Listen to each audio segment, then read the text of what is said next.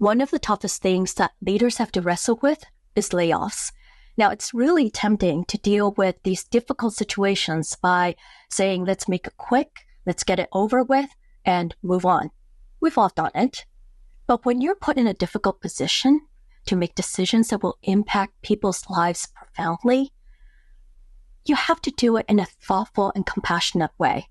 So how do you compassionately handle mass layoffs as a leader?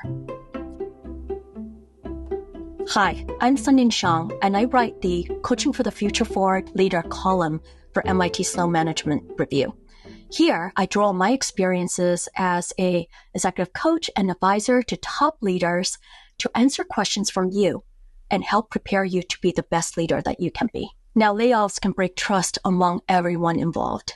So tending to the emotions and caring about ramifications for those who are let go, as well as those who remain, it's so critical.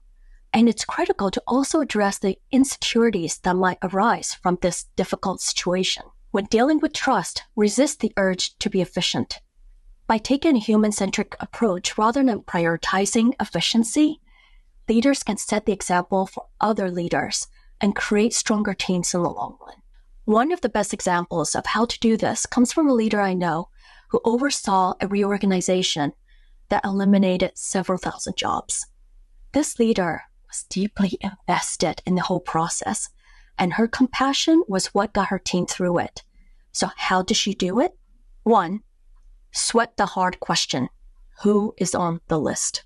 Now, it's really tempting to delegate this big decision solely to the managers because the human factor is the messy part, and we don't like to deal with messiness. Yet the leader I'm thinking about never delegated this decision fully. By clearing her schedule and working directly with senior leadership, she discussed the implications of every decision the company was considering, such as the work that the company would need to stop doing because of those who are on the list, or the tasks the company would now be unable to complete. But even more than that, she considered every employee for who they are.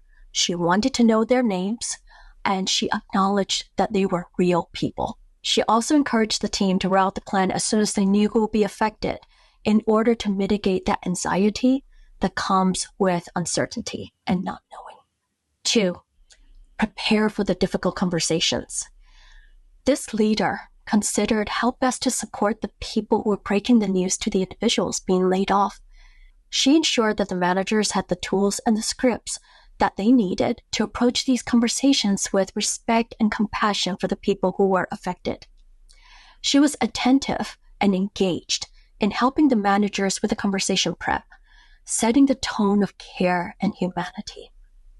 By keeping the human rather than role at the center, she made every effort to ensure that the relationships with those who were let go remained positive. Because she leaned into the uncomfortable part of the work, the team leaned in as well. 3, invest in those who remain and mind their emotional energy. This leader recognized that there may be a change in teams afterwards. As managers met with those affected by layoffs, she continued to check in on them and their teams and offer support.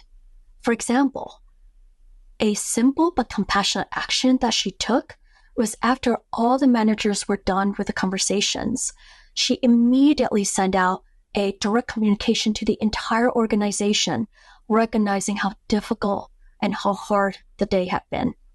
This highlighted the human-centric approach of this leader. How a leader handles workforce reductions can reveal and strengthen the values that matter in your culture. So, layoffs are inevitable sometime in your tenure as a leader. How you handle them by putting the human instead of the role first, by prioritizing compassion over efficiency, can make the biggest difference for everyone involved and for yourself.